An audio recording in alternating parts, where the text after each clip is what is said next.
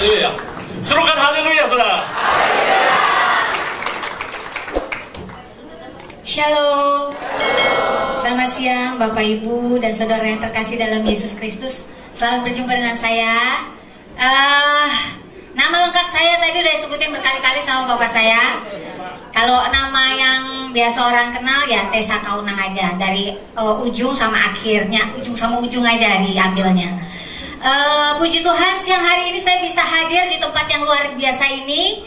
Kemarin saya hari Kamis habis dari Cirebon. Saya pelayanan sama mama papa saya di sana di GBI Kalvari, dan di sana sudah ketemu sama Pak Yuda. Luar biasa sekali memang kalau bisa bertemu sama orang-orang yang punya hal-hal yang diberkati Tuhan, pasti kita juga merasa nyaman ya. Dan saat ini saya juga ingin memberikan kesaksian tentang hidup saya. Waktu saya umur 29 tahun, saya merasa ada hal yang luar biasa diberikan sama Tuhan. Karena di saat 29 tahun itu papa saya bertobat.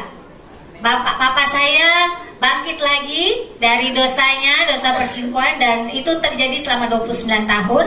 Sampai akhirnya di umur saya yang 29, saya mendapatkan jodoh. Buat saya itu hal yang luar biasa.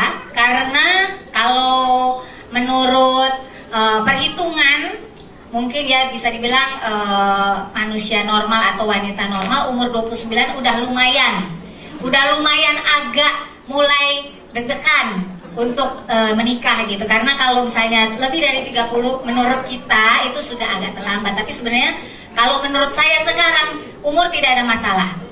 Yang penting kita tunggu waktu Tuhan yang paling tepat buat hidup kita. Dan waktu itu saya merasa, oh ini udah umur 29, jadi agak deg-degan juga sama waktu. Sampai akhirnya saya diberkati Tuhan mendapatkan jodoh. Dan saya merasa itu hal yang luar biasa. Karena saya dengan suami saya itu kita pelayanan bareng-bareng. Bahkan dulu keluarga besar Kaunang Tumiwa kemana-mana kita bisa bareng-bareng.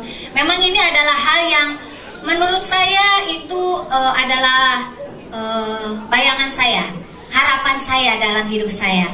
Dan memang saya menikmati semua hal-hal. Dan ini masuk ke zona nyaman ya. Saya menikmati semuanya. Bahkan ya yang namanya rumah tangga itu tidak ada yang tidak ada masalah. Pasti ada masalah. Tapi bedanya masalah saya ini tidak diumbar-umbar ke media atau ke publik. Ya intinya masalah yang ada dalam rumah tangga saya ini saya selesaikan intern aja. Masalahnya banyak Bapak Ibu. Tidak hanya masalah kesetiaan, tapi ada juga masalah ekonomi. Bahkan masalah KDRT pun pernah saya alami. Tapi itu bisa saya lalui dengan berpegang teguh dengan keyakinan kita. Dan selalu fokus kepada Tuhan untuk menyelesaikan masalah-masalah yang ada dalam rumah tangga saya. Sampai akhirnya saya berumah tangga selama 7 tahun.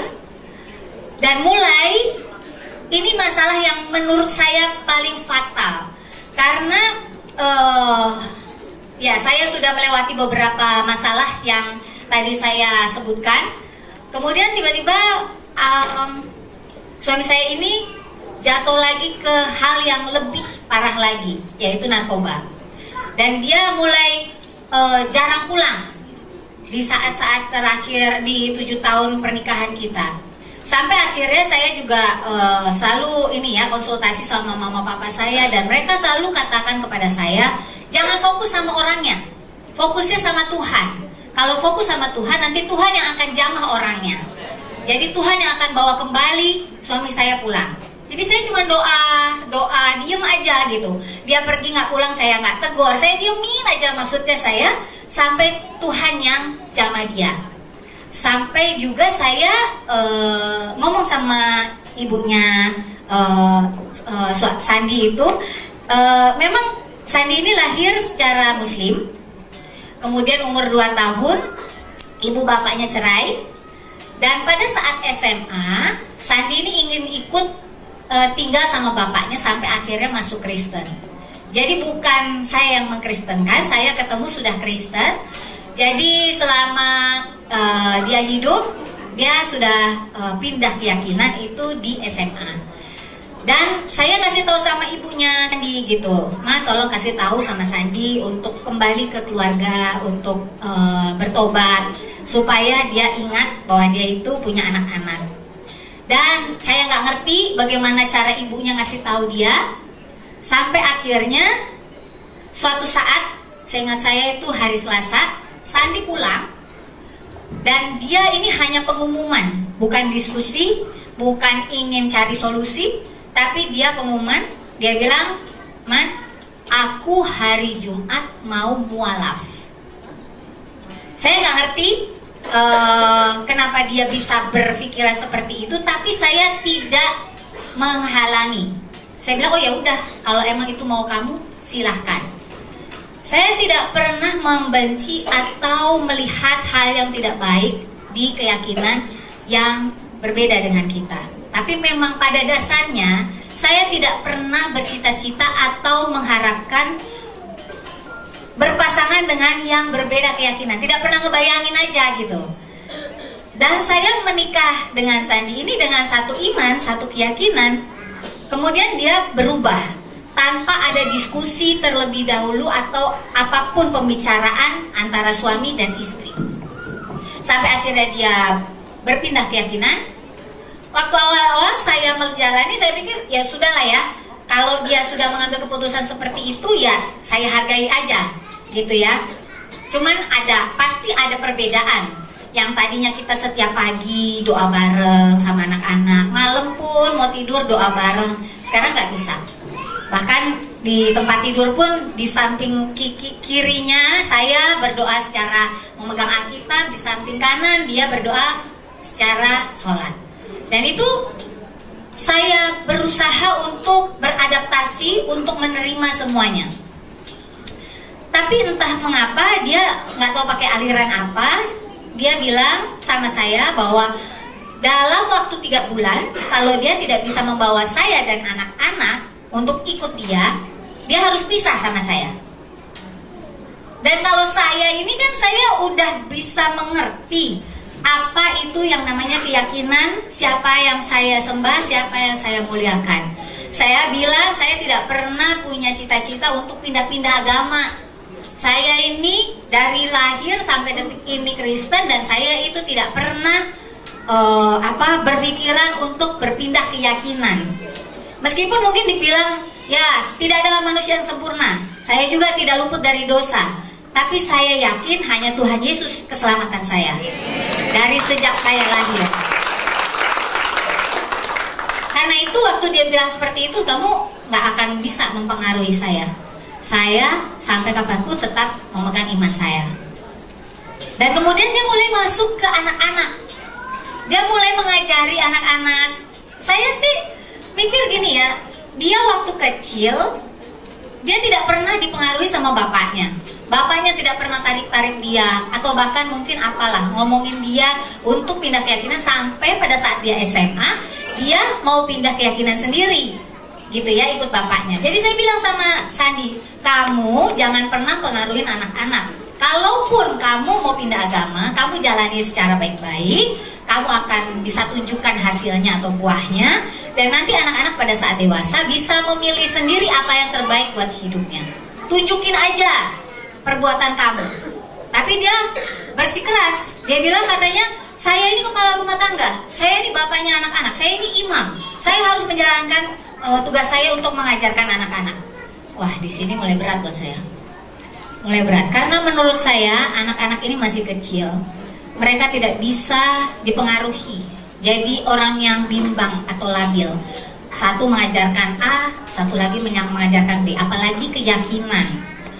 Nah, ini saya mulai protes besar. Saya bicara sama mama papa saya, bahkan saya bicara sama bapaknya Sandi untuk memberitahu dia, tapi semua dilawan. Bahkan saya bicara sama gembala saya saat itu, dan saat itu juga gembala saya memberi saran sama dia, ngajak diskusi sama dia, dan itu tetap dilawan sama dia. Sampai akhirnya setelah diskusi yang cukup panjang dan berpikir juga cukup panjang, karena saya tidak mau anak-anak saya dipengaruhi apapun oleh hal-hal yang menurut saya ini tidak masuk akal untuk berpindah-pindah keyakinan begitu mudahnya. Saya ingin mempertahankan iman anak-anak saya, maka dari itu saya putuskan untuk berpisah. Jadi Bapak Ibu Saudara sekalian yang terkasih dalam Yesus Kristus, saya mengambil keputusan untuk berpisah bukan semata-mata karena saya egois, bukan semata-mata karena saya ingin menang sendiri, tapi saya ingin mempertahankan iman anak-anak saya.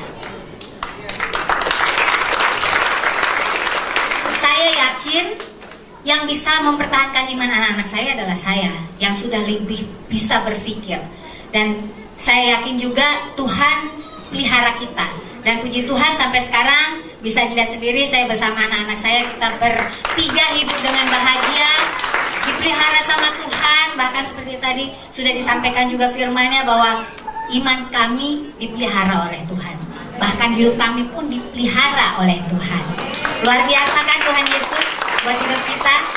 Jadi jangan pernah menyerah, karena memang apapun yang terjadi dalam keluarga kita, keluarga siapapun, dan saya juga nggak bilang ya bahwa perpisahan itu bagus, tidak bilang, tapi itu adalah jalan yang terberat, dan menurut diskusi kami semua itu adalah yang terbaik untuk mempertahankan Yesus dalam diri kita.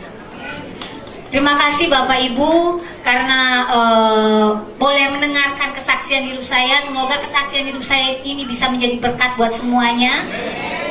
Tapi bukan berarti jadi contoh ya untuk pisah-pisah, enggak juga. Itu bukan satu hal yang terbaik. Tapi memang saya lakukan ini juga pada saat kita sudah beda keyakinan. Dan itu semua sudah dibahas oleh pendeta saya juga, bahkan mama papa saya, semuanya. Memang ada juga di Alkitab bahwa dua hal yang tidak sama itu bisa dipisahkan. Tapi memang bukan berarti kita harus cari gara-gara terus, karena yang memang saya harapkan selalu menikah sekali untuk seumur hidup dan sampai maut memisahkan. Ya, doakan selalu kami, terutama saya dan juga anak-anak saya, supaya nanti hidup kedepannya bisa menjadi lebih baik lagi, bisa menjadi terang dan garam dimanapun kami berada.